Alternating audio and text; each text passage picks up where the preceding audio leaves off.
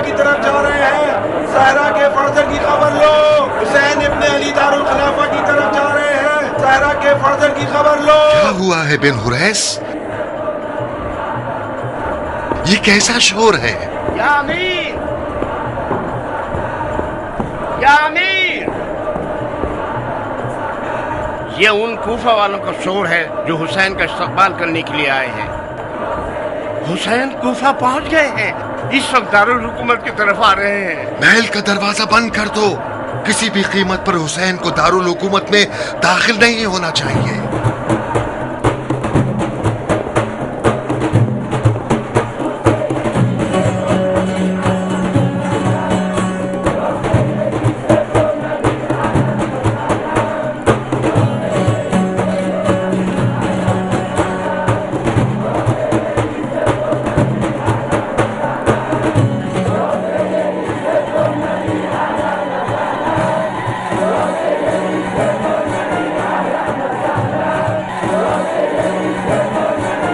کس طرح سے دوسرا رخ نظر آ رہا ہے۔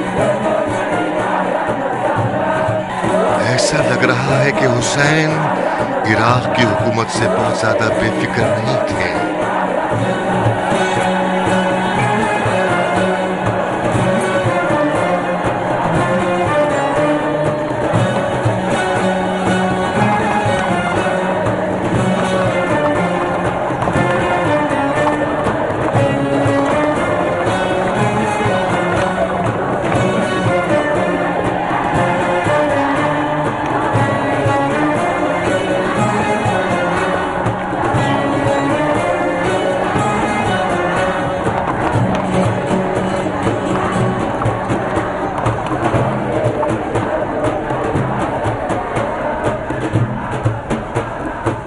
محل کا دروازہ کھولو، دروازہ کیوں نہیں کھولتے؟ دروازہ کس کے لیے کھولا جائے؟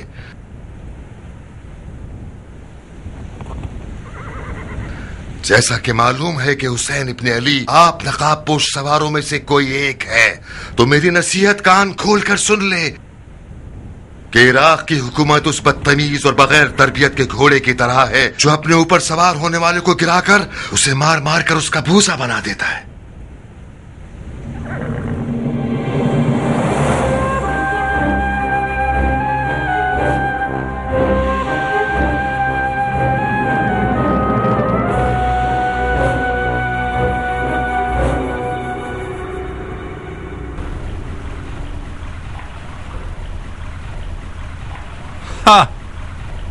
آپ کا منہ کیوں کھلا رہ گیا؟ کیا میرے سینگ ہیں یا دم؟ نہیں، میری حیرانگی کی وجہ امیر کی تدبیر ہے جو حسین کے لباس میں کوفے میں داخل ہوئے ہیں۔ اور مجھے کیا کرنا چاہیے تھا؟ میں حسین کے علاوہ کسی بھی اور کے لباس میں کوفہ آتا تو میرے ٹکڑے ٹکڑے ہو گئے ہوتے۔ آخر یہ کیسی حکومت ہے نعمان؟ پورا کوفہ حسین کا طالب ہے۔ میرے خیال سے خلیفۃ المسلمین یزید ابن معاویہ ہے نا؟ جو کچھ آپ نے ان کوفیوں سے دیکھا وہ ایک بچکانہ کھیل تھا۔ اگر آپ تالی بجائیں تو صفحہ پھر پلٹ جائے۔ تعجب ہے، تو وہ تالی آپ نے کیوں نہیں بجائی؟ میں اگر تالی بجانے والا ہوتا تو حاکم کوفہ رہتا۔ مسلم ابن عقیل کے چاہنے والوں کا شور شرابہ کیسا ہے؟ تمہاری نظر میں کیا وہ بھی کوئی بچکانہ کھیل ہے؟ کوفے میں شیعہ اقلیت میں ہے۔ جب تک یہ لوگ اقلیت میں ہیں خطرناک نہیں ہے۔ یہ حکومت کرنے کا انداز کس پاگل مفکر کا تجزیہ ہے؟ ہاں، میں نے حکومت کرنے کا یہ طریقہ گزر جانے والے خلیفہ سے سیکھا ہے۔ معاویہ مر چکا ہے۔ مر چکا ہے؟ ہاں، جیسا کہ نظر آ رہا ہے اس کا طرز حکومت بھی اسی کے ساتھ دفن ہو چکا ہے۔ تمہیں مسلم بن عقیل کے ارادوں کی خبر تھی اور خلیفہ کے کہنے کے مطابق اس کو اور اس کے ساتھیوں کو تم نے آزادی کا موقع فراہم کیا ہے۔ اس بے توجہی کا نتیجہ یہ ہوا کہ وہ مسلط میرے ہاتھ سے نکل گئی ہے اور فی الحال آپ اس پر سوار ہیں۔ خلیفہ نوجوان ہے اور ہم جیسے بوڑھوں کو پسند نہیں کرتا، اور پھر آپ نوجوان لوگ خلیفہ کی زیادہ مدد کر سکتے ہیں۔ ہاں، بہت خوب بڈھے سیاستدان۔ مسلم کہاں ہے؟ میں نے سنا ہے کہ کوفے کے اطراف کے قبیلوں سے بیعت طلب کرنے کے لیے کوفہ سے باہر نکلا ہے۔ सुना है इसने। तुम कूफे के हाकिम थे, तुम्हें देखना चाहिए था। इसी वजह से कूफे की हुकूमत आपके हवाले कर रहा हूँ। मैं सुनता हूँ और आप देखने पर कुदरत रखते हैं। वाकई? मजाक तो नहीं कर रहे आप? बिल्कुल नहीं, ये बात मेरा दिल जानता है। और फिर जो आप हुसैन के लिबास में कूफे में दाखिल हुए हैं, यही आपकी अक्लमंदी और होशियारी की बहुत बड़ी दलील है। कूफा हमेशा से रिंद लोगों के आगे झुका रहा है और बेशक आपकी सियासत इंतहाई रश्कावर है। मैं बेजा तारीफ और खुशामद को पसंद नहीं करता नोमान। मुझे शक नहीं है कि तुम खलीफा के वफादार हो, मगर कूफा के बिल्कुल उल्टे हालात नादानियों का सबब है। मुझे कूफा पर मुसल्लत होने के लिए बावसूख खबरें चाहिए। महल में रहिएगा, मुझे मुशीर की जरूरत है। जा सकते हैं। आपसे मशवरा करने के लिए मेरी जबान बेकार है। आपको मुझ जैसे शख्स से मशवरे करने की कोई जरूरत नहीं है। यानी तुम नहीं चाहते कि जो बकवास माहौल तुमने बना रखा है, इसकी तलाफी में मेरी मदद करो? ये नहीं कि मैं नहीं चाहता, बल्कि नहीं कर सकता। क्यों नहीं कर सकते? क्योंकि एक बेहुदा मुशीर से मशवरा लेना सिर्फ वक्त जाया करना और बेहूदगी है। एक माकसूल हाकिम होना मेरी नजर में ज्यादा इज्जतदार रास्ता है बनिस्बत ये कि एक बेकार हाकिम रहूं। मैंने चाहा कि तुम्हारे हक में लुत्फ करम कर दूं। तुम्हारा जुर्म सिर्फ नादानी नहीं है, तुम पर साजिश करने वालों की मदद करने का इल्जाम है। मुस्लिम तुम्हारे दामाद के घर आया और तुमने मुख्तार सक़फ़ी से रिश्तेदारी की बिना पर उन बैत तोड़ने वालों से जानबूझकर चश्मपोशी इख्तियार कर ली। तो फिर कुछ देखा? नहीं। फिर बागियों ने भी वो सब कुछ किया जो उनका दिल चाहा। तब्बत यदा अबी लहबिन वतब, हाथ कट जाए अबू लहब के जो रसूल अल्लाह का चाचा था, और वो इस बात का खुला सबूत बन गया कि कोई भी खूनी रिश्तेदारी या फिर कबीलाई नाते फर्ज पूरा करने में कभी हायल नहीं हो सकते। जब सुना कि मुस्लिम मुख्तार का मेहमान बन गया है तो बिलादरेख उसे हाजिर करवाकर उस पर इत्तिमाम हुज्जत कर दी और उससे हर तरह लाताल्लुकी का इजहार किया और खुल्लम खुल्ला मस्जिद कूफा के मिंबर पर उससे और यहाँ तक कि अपनी बेटी से बारात का ऐलान कर दिया। अगर इसरार है कि मुझे खलीफा का खयानतकार साबित करें तो कोई काबिल तवज्जो दलील ढूंढिए जो खलीफा की नजर में काबिल कबूल हो और मुझे का खेज ना हो। कहां जा रहे हो नौमान? हमारी गुजारिशात अभी खत्म नहीं हुई है। आप मुझ पर इल्जाम और तोहमत लगाना चाहते हैं, कोई डरने की बात नहीं। एक अदालत रखवाइए और काजी शुरह को बुलवाइए। खुदा के फजल से आपकी तोहमतों का जवाब दे दूंगा। किसी अदालत और काजी शुरह की जरूरत नहीं है, मैं खुद अपने फतवे पर कवानीन बनाता हूं। बिन उवैस। जी अमीर। जब तक कल का हाकिम और आज का मुल्जिम अक्लमंदी का मुजाहरा ना करे वो हमारा कैदी है। उसे इस्तेमाल करके मुख्तार को किसी हिरन की तरह जाल में फंसाना होगा।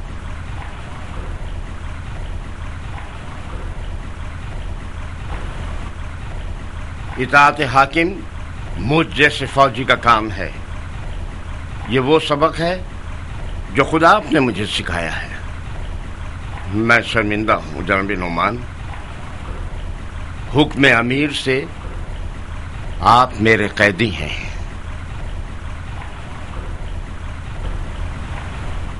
हुक्म तो आपका ही चलेगा। यह आपकी खाम ख्याली है कि इस चाल के जरिए से मुख्तार को शिकार कर सकें। मेरा अंजाम मुख्तार के लिए एक मच्छर की कीमत भी नहीं रखता। ये वही था जिसकी वजह से मैं अमीरी के तख्त से नीचे आ गया। आप तवक्को करते हैं कि मुझे आजाद कराने के लिए उसका दिल जले और वो खुद को आपके हवाले कर दे? क्या ये हैफ नहीं था कि तुमने अपनी बेटी को उस जैसे नमक हराम के हवाले कर दिया? बेशक बुरे हालात इंसान के गुनाहों का बदला होते हैं जिनका वो मुर्तकिब हुआ है। मुझ जैसे शख्स की उम्र में ये बहुत दर्दनाक मरहला है कि अपने चुने हुए रास्ते पर मुतवज्जा हो जाना कि हाँ ये रास्ता तो गलत था। जिस दिन मुख्तार से रिश्तेदारी के लिए मैंने हाँ कहा, उस दिन समझ रहा था कि आज से मैंने मुख्तार के खतरे को हमेशा के लिए दफन कर दिया, और एक सरे सख्त मुखालिफ को मैंने एक मुतीउ फरमाबरदार बंदा बना दिया है। खतरा दफन होना तो दूर की बात है, उल्टा ये कि बेटी भी शौहर के हम अकीदा हो गई और बाप की मुखालिफ। मेरी आज की तकलीफें नादानियों का हासिल नहीं है। मैंने ना जानते हुए और बेफायदा कोई काम नहीं किया।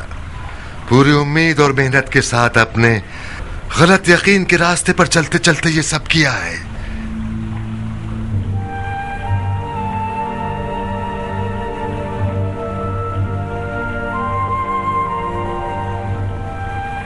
मैं गुलो जंजीर के लिए तैयार हूं बिन हुरैस। नहीं बिन हुरैस, नहीं। हमें जवाब मिल गया। मुख्तार को फंसाने के लिए कोई कीमती बकरा ढूंढना पड़ेगा। तुम्हें रुखसत दी हमने नुमान। यहां से कहीं दूर मत चले जाना।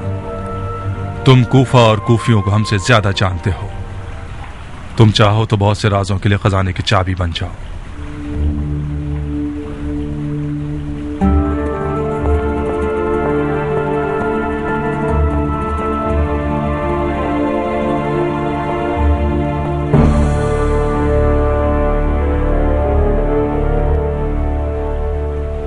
नोमान जनाब अमीर की करीमाना माफी का हकदार था। वो एक नर्म दिल इंसान है। क्या तुम कूफा के शुर्तों के अमीर हो? था। आज के बाद से आपकी रकात में एक फौजी हूँ। क्या ये मकाम तुम्हें नोमान ने दिया था? जी हाँ अमीर। तो फिर जब मैंने उसे कैद करने को कहा, तुम्हारे हाथ क्यों नहीं कांपे? वफादारी का तकाजा तो ये था बिन हुरैस कि तुम हमारा हुक्म ना मानते। हमारी तरबियत की गई है कि अपने से बड़े का हुक्म एक फर्ज है। नोमान तब तक मेरा बड़ा था जब वो अमीर कूफा था। बातें मत बनाओ बिन हुरैस, हमारे साथ सच्चे रहो। ये कहो कि अपने मकाम मनसब के हाथ से जाने से डर रहा था। हाँ, कुछ थोड़ी बहुत अपने मकाम की भी फिक्र थी मुझे। शाबाश, ये हमारे लिए काबिल कबूल जवाब था। जब तक हमारे पास और हमारे साथ हो, करीमाना मुआफी और बख्शिश से गुरेज करो, और नर्म दिली से भी। ये अल्फाज हमें फरेब नहीं देते। हुकूमत के लिए सबसे मौलिक तरीन आफत नर्म दिली है। नोमान का अंजाम देखा तुमने? नोमान बहुत खुश नसीब था कि उसका सरदार पर नहीं लटकाया गया। नर्म दिली से हुकूमत तो नहीं की जा सकती सरदार।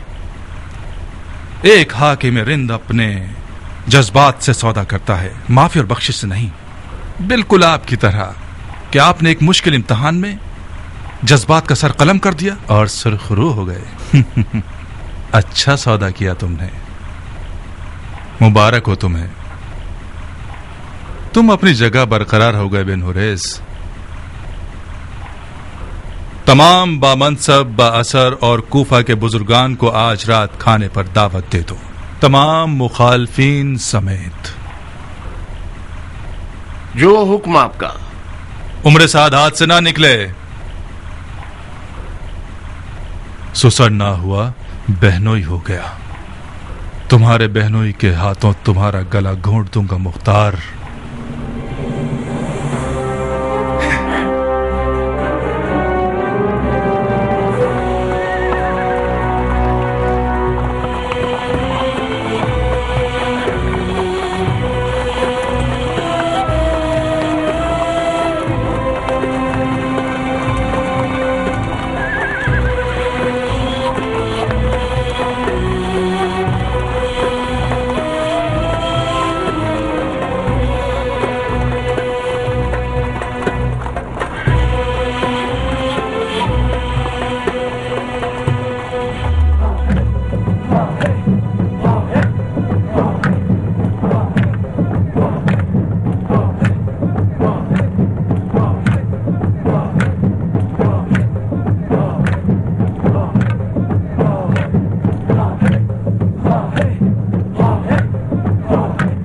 मैंने नजूमियों से सुना है कि नहर से असगर नहर से अकबर बन गया है। ये रसूल खुदा की वही पेश गोई है। اذا ظہرت البدع فی امتی، بدعت کا ظہور ہو چکا ہے، ایک ہولناک بدعت۔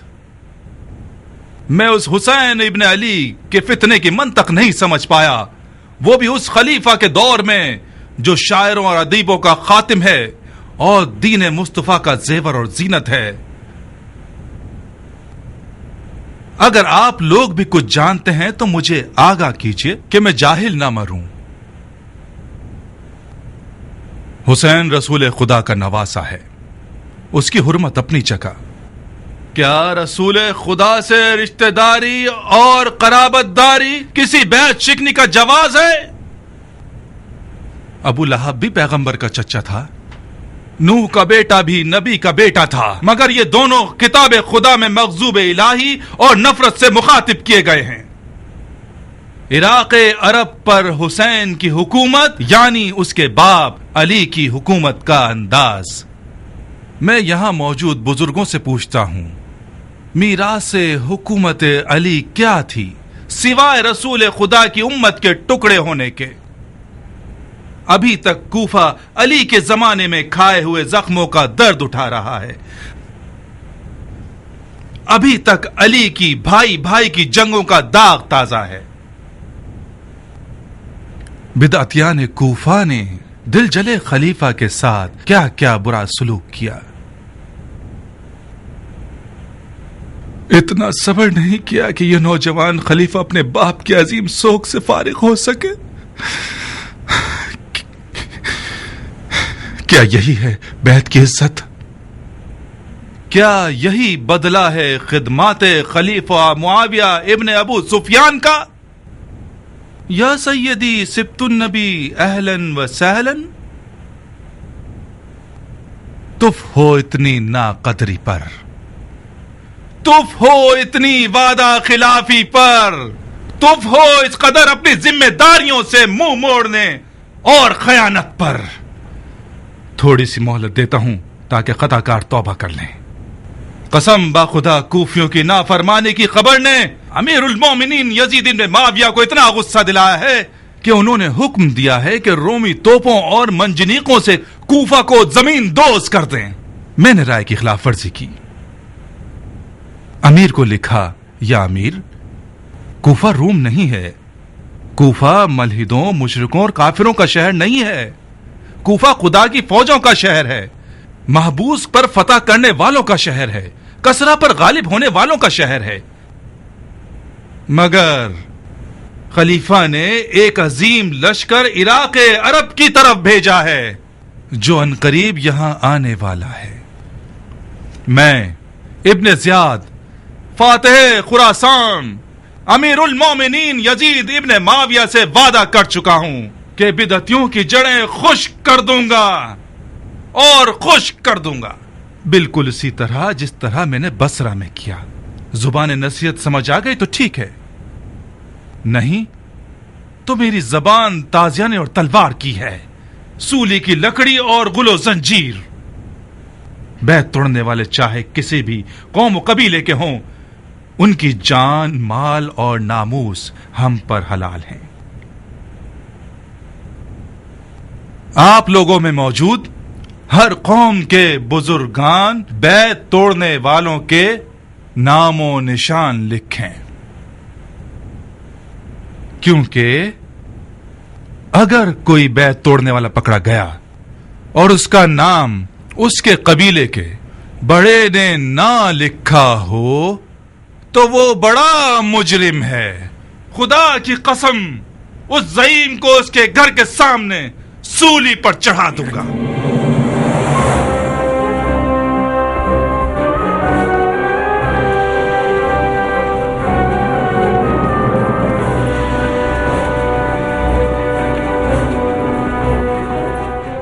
اے کوفہ کے مردہ اور حیرت زدہ لوگو، اب کون سی مصیبت آ گئی ہے کہ تم لوگوں کے منہ حیرت سے کھلے ہوئے اور تمہاری زبانیں تمہارے منہ میں چپکی ہوئی ہیں؟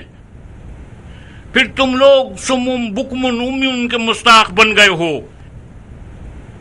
کیا یہ روا ہے کہ مرجانہ کا بیٹا خانہ خدا کے ممبر پر رجز خوانی کرے اور کوئی اس پر اعتراض نہ کرے؟ کیا خانہ خدا کا منبر چنگھاڑنے کی جگہ ہے؟ کہیں ایسا تو نہیں کہ رومی توپوں اور منجنیق اور شام کے عظیم لشکر سے ڈر کے آپ لوگوں نے اپنا دین بیچ دیا ہے اور اپنے منہ پر مہر لگا دی ہے اور اپنے کانوں کو دروازہ بنا لیا ہے؟ پہلی بات تو یہ ہے کہ لشکر شام ایک دھوکہ ہے، جھوٹ ہے، سچ نہیں ہے۔ یزید نے کوفے کی طرف کوئی لشکر بھیجا ہے؟ بہت خوب، بھیجا ہو۔ کسی عراقی کو لشکر شام سے کیا ڈرنا؟ عراقی نے تو بارہا شامی سے پنجہ آزمائی کی ہے اور غالب رہا ہے۔ مرجانہ کے بیٹے نے مولا حسین کو ابو لہب اور جناب نوح کے بیٹے سے ملا دیا، جو کہ دونوں کے دونوں قرآن میں مغضوب الہی ہیں، مگر اس کے منہ میں خاک ہو کہ سنت پیغمبر اور احادیث نبوی سے کوئی بات نہیں کی۔ اے علماء دین، قاریان قرآن، صحاب رسول جو خود ان کو دیکھ چکے ہو اور رسول اللہ کے عمل اور سخن کے عینی شاہد رہے ہو، کیا رسول خدا نے نہیں فرمایا کہ میرے اہل بیت کی مثال کشتی نوح جیسی ہے کہ اگر اس میں داخل ہو جاؤ تو محفوظ ہو اور اگر اسے پیٹھ دکھائی تو ہلاک ہو جاؤ گے؟ اس شخص کو جانتے ہو بن حریث؟ یہی فرمایا ہے۔ جی ہاں امیر، ایک بے قبا کھجور بیچنے والا ہے، نیسم تمار کے نام سے مشہور ہے، علی کی پیر چومنے والے ساتھیوں میں سے ہے۔ شرابی کو خلافت پر تو پھر وہ شیعوں کے موٹی گردن والے بڑے لوگ کس قبرستان میں منہ چھپائے پھر رہے ہیں کہ ایک کھجور بیچنے والا میدان میں اتر آیا ہے؟ ابو لہب اور جناب مجھے توقع تھی کہ خانی ابن عروہ یا سلیمان سرد خزائی میدان میں آتا، نہ کہ یہ بے سروپا کھجور فروش۔ اس کے ہاتھ پاؤں باندھ کر دارالحکومت لے آؤ۔ جی امیر۔ جو وحی کی تعبیر و تفسیر کر سکتے ہو، عوام کو بدعتوں کا اصلی چہرہ کیوں نہیں دکھاتے تم لوگ؟ یزید کی بیعت توڑنے والے بدعتی ہیں یا وہ جنہوں نے یزید کی طرف بیعت کا ہاتھ بڑھا دیا ہے؟ میں بھی مرجانہ کے بیٹے کی بات سے متفق ہوں کہ بدعت ظہور کر چکی ہے۔ بدعت وہ جوا کھیلنے والا ہے جس کا غمخوار شراب کا پیالہ ہے، بدعت وہ ہوس رانی کرنے والا ہے جس کی عبادت زنا ہے، بدعت وہ قاتل ہے جو شیخین کے طریقے کی بھی پرواہ نہیں کرتا، بدعت وہ ہوس باز ہے جس کی نماز صرف ہوس رانی ہے۔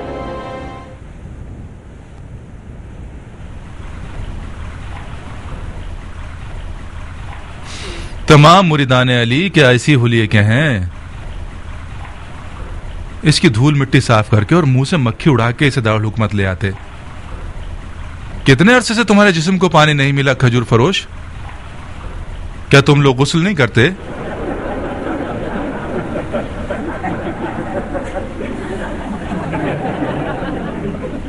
پہلی بات تو یہ کہ خاک پاک کرنے والی چیزوں میں سے ہے اور طہارت کر سکتی ہے۔ دوسری بات یہ کہ مکھی اور مچھر اس جہاں میں میرا خون چوس لیں، یہ کہیں بہتر ہے بنسبت یہ کہ یہ جسم قبر میں سانپ اور بچھو کی خوراک ہو جائے۔ تیسری یہ کہ یہ حرام زادے کی خاصیت ہوتی ہے کہ وہ تحقیر اور تہمت کے سہارے اپنے دشمنوں کو تکلیف دے، ورنہ نہ تو میں خاک آلودہ ہوں اور نہ کوئی مکھی مچھر میرے ساتھ ہے۔ بدتمیز! وہ بہت کمزور ہے امیر، یہ بڈھا ویسے ہی مرنے کے قریب ہے، اس نے اپنی روٹی کھا لی ہے اور کپڑے پھاڑے ہوئے ہیں، اس سے بحث کرنا صرف آپ کو تکلیف دے گا۔ حیف ہے کہ آپ اس جیسے کمزور سے لڑیں۔ اسے ایک دردناک طریقے سے ماروں گا۔ لے جاؤ اس کے حلق سے زبان کھینچ لو اور ایک کھجور کے پیڑ کی ٹہنی پر لٹکا دو تاکہ ساری خلقت اسے منہ کے پانی سے غسل دے۔ لا حول ولا قوت الا باللہ۔ خدا کی قسم میں جانتا تھا کہ تم کیا کرو گے۔ میں نے اپنی موت کی کیفیت بہت پہلے اپنے مولا علی کی زبان مبارک سے سنی تھی۔ علی؟ تم نے علی سے کیا سنا ہے بڈھے؟ میری موت کی داستان مولا علی نے فرمایا تھا، میثم تم ایک بدکار عورت کے بیٹے کے ہاتھوں قتل کیے جاؤ گے کہ تمہاری زبان کاٹ کر تمہیں اسی درخت پر سولی پر چڑھائے گا جس سے تم روزی کھاتے ہو۔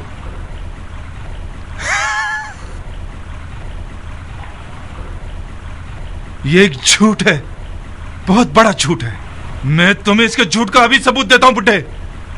تمہیں ایسے قتل کروں گا کہ علی کی پیشن گوئی کے بالکل مشابہ نہ ہو۔ بن اویس، جی امیر۔ اسے ایسی کال کوٹھڑی میں ڈال دو کہ حشرات الارض اس کے بدن کا گوشت کھا لے۔ تم خود علی کی سچائی سے واقف ہو، پھر بےہودہ باتیں مت کرو۔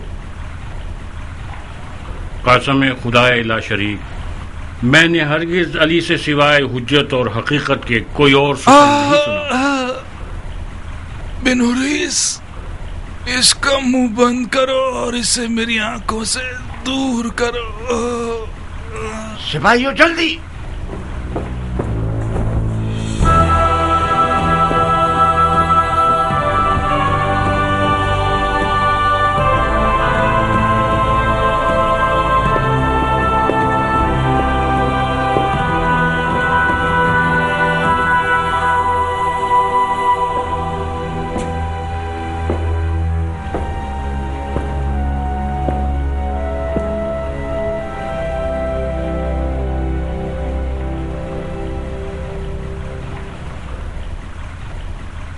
رخصت چاہتا ہوں امیر۔ کہاں ابن سعد؟ امیر سے اجازت طلب کر کے میں حکومتی مقام و منصب چھوڑ کر کوئی مناسب کام ڈھونڈنے جا رہا ہوں۔ مثلاً کون سا کام؟ مثلاً کھیتی باڑی، صنعت کاری یا کوئی تجارت۔ چرواہے کا کام بھی برا نہیں ہے۔ جانتے ہو زیادہ تر نبی مبعوث ہونے سے پہلے چرواہے تھے۔ چرواہے بن جاؤ، شاید تم بھی نبوت پر مبعوث ہو جاؤ۔ میں تو انبیاء کے سلسلے کے ختم ہونے پر اب تک شک کرتا ہوں۔ یہ لوگ اب بھی مرشد اور مرسل چاہتے ہیں جو ان کی ہدایت کرے۔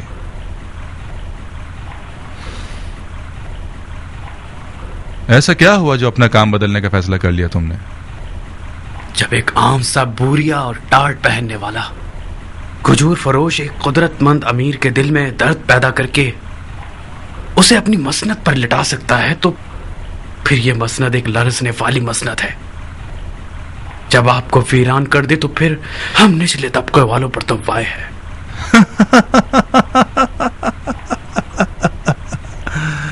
اے پسر سعد، یہ تخت ہولناک طوفانوں سے بھی نہیں لرز سکتا اگر اس پر سوار ہونے والا ایک چال باز اور مکار انسان ہو۔ تو پھر آپ کیوں ٹھنڈے پڑ گئے؟ میں نے چاہا مشق کر لوں۔ آؤ۔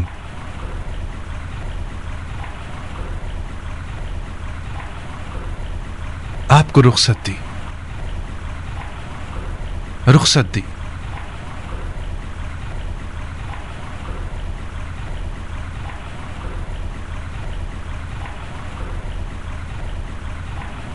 جا سکتے ہیں، جا سکتے ہیں آپ۔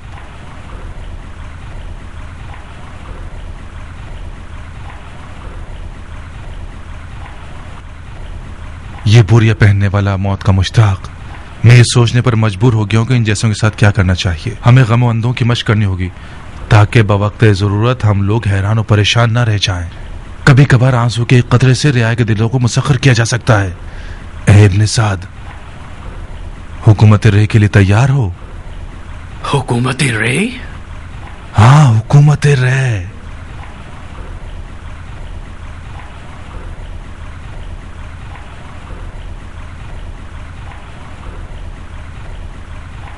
میں جہاں بازی کے لیے تیار ہوں، چاہے ملک رے کی حکومت ہو، چاہے امیر کی رکاب میں نوکری ہو۔ ایران کو ابو عبید نے فتح کیا اور اس کی شہرت سعد ابی وقاص کو مل گئی۔ جب سعد کھڑا ہو گیا تو میں نے اپنی تلوار کو چوما اور غلاف میں رکھ لیا۔ اس دن تک جب ہم علی عمران کے ساتھ جنگ جمل کے لیے نکلے، جنگ جمل میں ہم نے مالک اشتر نخی کے ساتھ مل کر لال بالوں والے اونٹ کے ساتھ وہی کام کیا جو ابو عبید ثقفی نے ایرانی ہاتھی کے ساتھ کیا۔ دین سید المرسلین آج کل پھر تم جیسوں کی تلوار کا محتاج ہے شیخ۔ یزید حرام پیتے ہوئے سیدوں کی عبا پہنتا ہے تاکہ اہل بیت سادات اور ان کے مخلص ساتھیوں کی توہین کر سکے۔ یزید عرب کی اسی معروف خاتون کا تخن ہے جس نے حضرت حمزہ کا سینہ چاک کر کے ان کا جگر چبایا۔ ہم ایریاچی حضرات ارث و میراث خونی پر یقین رکھتے ہیں، جگر خوار ہندا سے تو یزید جیسا بدکار ہی آ سکتا ہے۔ خدا ہمیں اپنی پناہ میں رکھے۔ ایریاچی قوم کا نعرہ غیرت، شرف اور مردانگی ہے۔ مختار، اگر جنگ کا ارادہ ہے تو پھر ہمارے ساتھ بھی جلدی سے معاملہ کرو۔ خدا تمہارا بھلا کرے ابو ذاکر، میں اپنے لیے بیعت نہیں مانگ رہا، میں حسین ابن علی کے لیے بیعت لینے کے لیے آیا ہوں۔ ہم مولا حسین کے نوکر ہیں، مجھے نہیں لگتا کہ حسین عراقیوں کے ساتھ کشادہ روی سے پیش آئیں گے، خاص طور پر اتنی بے غیرتی کے بعد جو ان کے والد اور بھائی کے حق میں کی گئی۔ جیت تو مولا حسین کی ہی ہے جب مختار ان کے پاس ہو۔ ہاتھ بڑھاؤ مختار۔ محمد کا خدا گواہ ہے کہ یہ بیعت صرف ابو ذاکر کی موت سے ہی باطل ہوئی۔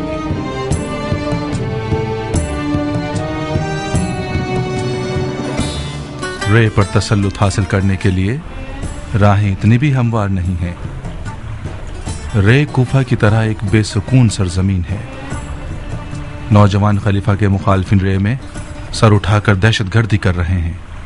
تمہیں بہت جلد تقریباً 10,000 عرب جنگجوؤں کے لشکر کو لے کر رے کی جانب نکلنا ہوگا۔ خلیفہ نے میری رائے مانگی، میں نے تمہارا نام لے لیا۔ مجھے خلیفہ کے سامنے شرمندہ مت کروا دینا۔ حکومت رے میری بہت پرانی آرزو رہی ہے، آپ مطمئن رہیے گا، میں اس موقع کو ہاتھ سے نہیں جانے دوں گا۔ تو پھر کام شروع کر دو۔ لشکریوں کے خرچے میرے ذمے اور لشکر تیار کرنا تمہارے ذمے۔ کوفہ کے تمام متحد اور موافق قبیلوں سے بات کرو، ان کے تلوار بازوں کو جہاد کی دعوت دو، ان کے واجبات اور سرکاری ادائیگیوں کے بارے میں کوئی بھی بات مت کرنا۔ کیا سوچ رہے ہو عمر؟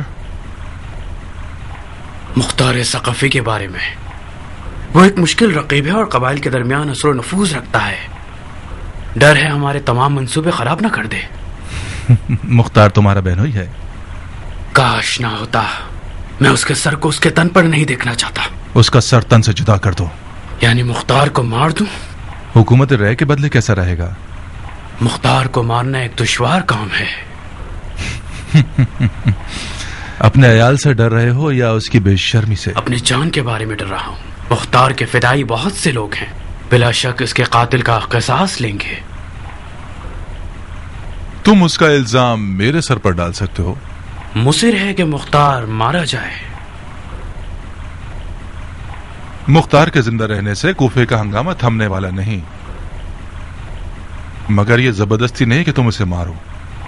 اگر مختار کے ہوتے ہوئے تم لشکر بنا سکتے ہو تو کوئی مسئلہ نہیں، گھوڑا اور میدان سامنے ہے۔ جاؤ دیکھتے ہیں کیا کرتے ہو تم۔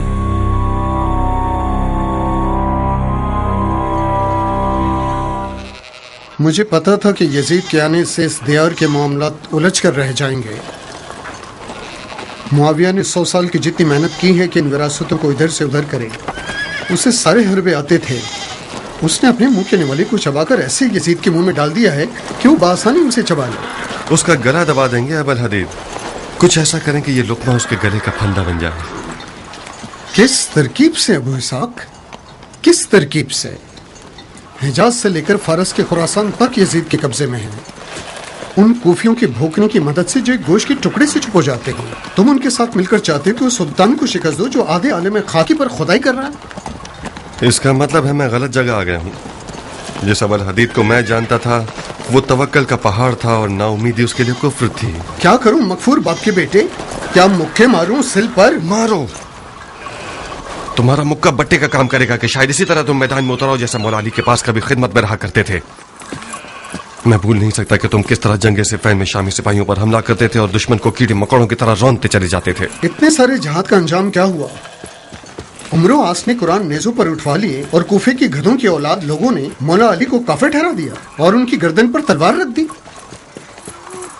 मेरी और मेरे कबीले की बैत से काम बनता है तो ये मेरा हाथ और ये मेरी शरग हाजिर है। कूफे वाले आधे राह के साथी हैं मुख्तार। बेकार में फर्जंद रसूल को इराक बुलाकर दरबदर मत करो तुम लोग। मैं मौला हुसैन की कूफा आमद से मुवाफिक नहीं था अबल हदीद, मगर मेरी मुखालफत से कुछ नहीं हुआ। मौला हुसैन कूफे का आज़म कर चुके हैं। अगर तुम्हारी गैरत राजी है कि तुम फर्जंद रसूल का साथ नहीं दो तो मत दो, मैं तुम्हें जहमत नहीं देता। मुझे तुम्हारी निगाहों से शर्म आती है कि मैं तुम्हें कोई मनफी जवाब दूं। खुदा की कसम एक राई के दाने के बराबर भी इन कूफियों से मुझे उम्मीद होती तो सिफ़ीन के दिनों की तरह कफन पहन लेता और मौत से सौदा कर लेता। अफसोस भेड़िए का नेवाला यानी मौत के मुंह में खुद को डालना। अपने दिल के हुक्म पर मौला हुसैन की बैत की है अबल हदीद, अक्ल के हुक्म पर नहीं। जी हाँ, भेड़िए का नेवाला यानी मौत। कूफे वाले गधे की औलाद हैं, आधे रास्ते के साथी हैं, वादों में बेवफा हैं, मगर तुम्हें क्या? तुम वाकिफ हो कि मौला हुसैन बरहक हैं या नहीं? मैं मौला हुसैन की हक्कानियत का मुनकिर नहीं हूँ अबू इसहाक। बहुत खूब। बरोज़ हशर अगर तुमसे पूछा जाए कि हुज्जत हक का साथ क्यों नहीं दिया था तो क्या यही जवाब दोगे जो तुमने मुझे दिया है? न तुम्हें कूफियों की कब्र में सुलाया जाएगा और न तुम्हारे अमल को कूफे वालों के अमल से नापा जाएगा। अब तुम खुद ही जानो।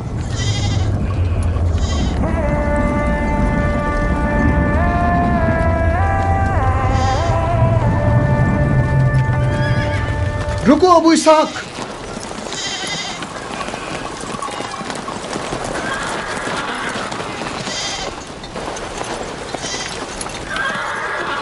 बैत लिए बगैर जा रहे हो?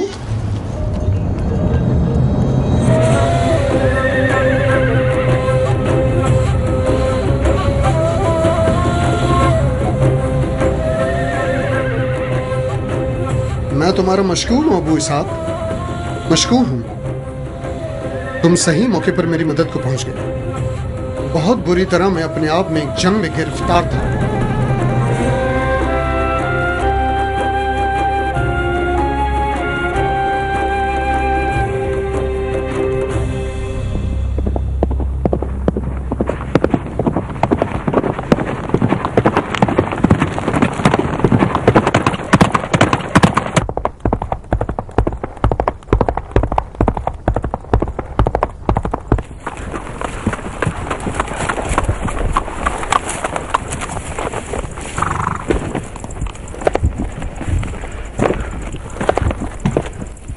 खुश आमदीद। क्या खबर है? यहां तक जितनी तवक्कुआत थी सब गलत साबित हुई। मरजाना का बेटा बगैर किसी इत्तला के पहुंच गया, वो भी बगैर किसी लश्कर और नकारे बजाने के। उस लिबास में आया कि सब ये समझने लगे जैसे मौला हुसैन है। उसके बाद मिंबर पर जाकर रजस्खानी की और तमाम बेयत तोड़ने वालों को सख्त तरीन शिकंजों की धमकी दी। उसका पहला शिकार मीसम तमार थे। जब मीसम को मारा जा रहा था सारे कूफे वाले खड़े होकर तमाशा देख रहे थे।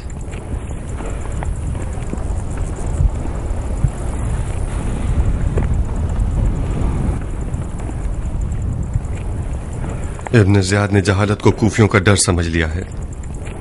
वो बगैर लश्कर के इसलिए आया है ताकि कूफा वालों को उन्हीं के हाथों से फतह करे।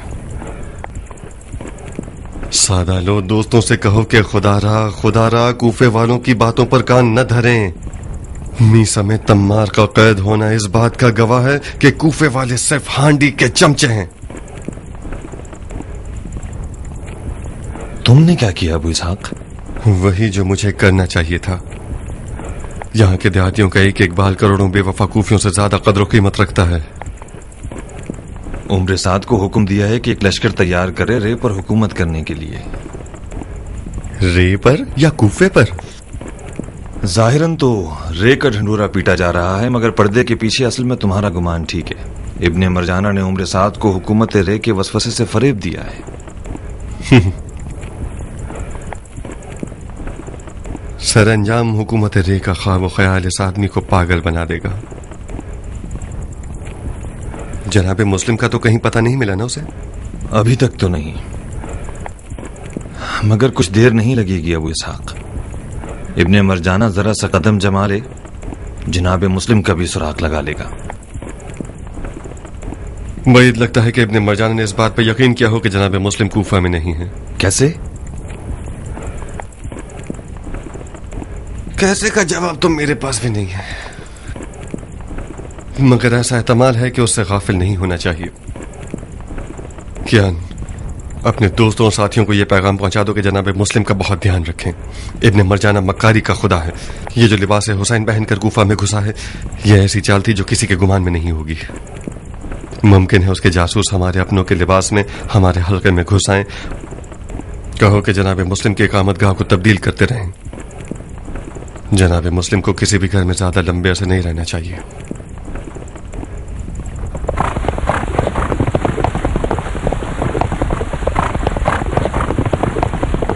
मुख्तार से कहो कि इराक के उन कबीलों से गाफिल ना रहे जिन्होंने अब तक किसी की बैत नहीं की है।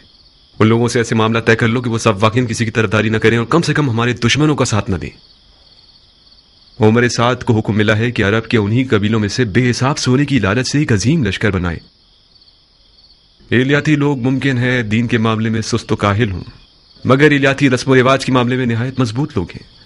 कहीं ऐसा ना हो कि वो अपनी हुर्मत को इन दिरहम और दिनार के बदले बेच डालें। मुख्तार का एक और पैगाम भी है। हम सुन रहे हैं। अबू इसहाक कुछ परेशान था। ये इतना क्यों घबरा रहे हो भाई? अबू इसहाक का पैगाम क्या है? वो क्यों परेशान था? वो इस बात पर परेशान था कि कहीं ऐसा ना हो कि मक्कार लोग शियों के नाम से हमारे हल्के में दाखिल हो जाएं और जनाब मुस्लिम की रिहाइश गाह से बाखबर हो जाएं। उसने ये पैगाम दिया है कि जनाब मुस्लिम बारी बारी घर बदलते रहें और किसी मुअय्यन जगह पर ज्यादा अरसे न रहें। मुख्तार जाती तौर पर एक बुरी सोच रखने वाला इंसान है। उसके गुमान के मुताबिक तो हमें अपनी आंख के दीजे पर भी भरोसा नहीं करना चाहिए। यानी उसके ख्याल में हम इतने गए गुजरे हैं कि दोस्त और दुश्मन को नहीं पहचानेंगे और मामला खराब हो जाने देंगे। गलत मत सोचो सुलेमान। अबू इसहाक एक दूर अंदेश शख्स है। उसका पैगाम कोई बुरा नहीं है। इब्ने ज़ियाद मक्कारी के साथ कूफे में दाखिल हुआ है। बैद नहीं है कि उसके कारिंदे किसी मक्कारी से हमारे राज से बाखबर हो जाएं। हानी जान, जनाब मुस्लिम आपके घर के अलावा कहीं भी चले जाएं, हमारा उनसे मिलना मुश्किल हो जाएगा। तुम्हारी बीमारी एक अच्छा बहाना है। अजीज अहबाब तुम्हारी अयादत को आए और कोई शक भी ना करे। भाइयों, मुख्तार का पैगाम ये मतलब रखता है कि एहतियात करना अक्ल की निशानी है। अब जबकि क़ज़ा व क़दर इलाही के तहत हम मजबूर हैं कि हम छुपे रहें, तो बेहतर है कि अपने अजीजों से भी इज्तिनाब करें और उन लोगों से जिनके बारे में कोई शक या तरदीद हो, उनसे हमारे बारे में या हमारे मामलात की रूह से बात न करें। बिन हुरैस। जी अमीर।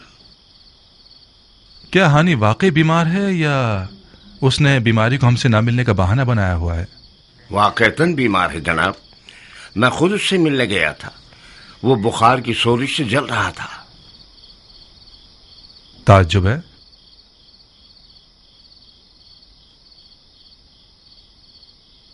बहुत खूब, फिर हम उसकी इयादत के लिए जाएंगे।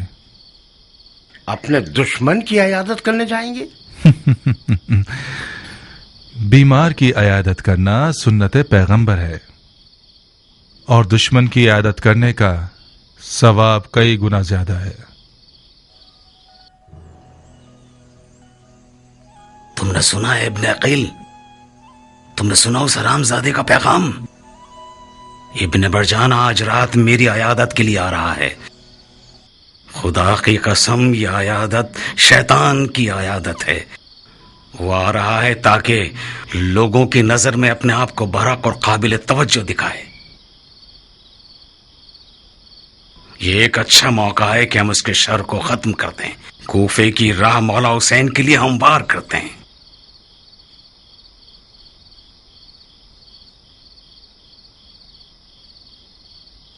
मतलब क्या करें शेख? हालांकि अगर वो मेरे घर में मारा गया तो सारी बात मेरी गर्दन पर आ जाएगी कि मेहमान को अरब ने मार दिया। मगर मेरी तमाम इज्जत आबरू मेरे मौला हुसैन पर कुर्बान। आप इब्ने मरजाना को मार देंगे?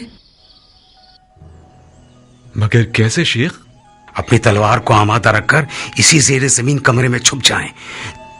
जब मैं पानी तलब करूं तो बाहर आकर एक कारी ज़रबत से उसका काम तमाम कर दें।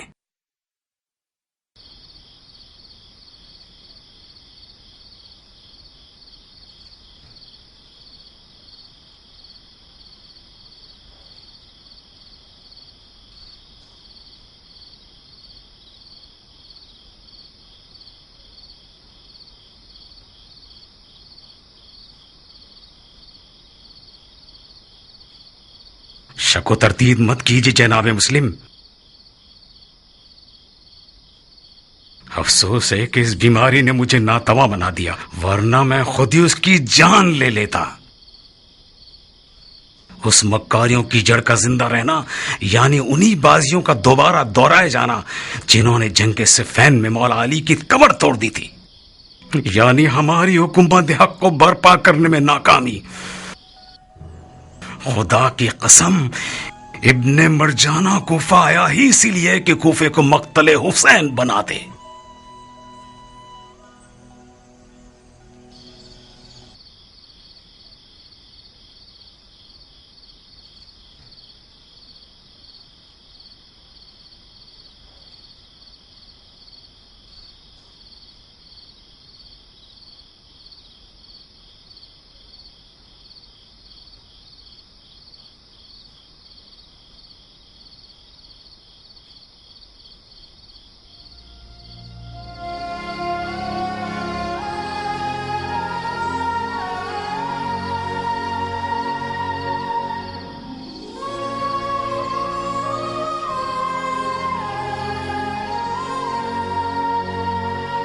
अबुल फतह अपने सारे कारनामे आपके सामने भूल गया और यहाँ से चला गया। उसके दांत इस तरह लरज रहे थे कि मैं डर रहा था कि टूट ना जाएं। हनी जान, अगर अभी सोया है तो इसे मत जगाओ। इसने खुद जिद की थी कि जब आप तशरीफ ले आए तो इसे जगा दूं। हनी उठो, जनाबे अमीर आए हैं।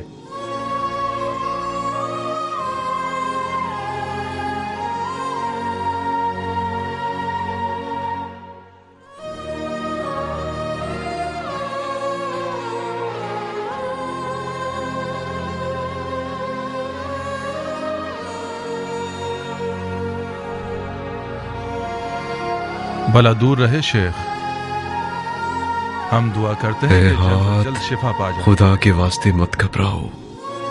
ए हाथ, तुम्हें खुदा का वास्ता, ये ठंडे मत पड़ जाओ। पानी, कुछ पानी ला दो मुझे अबा सरत।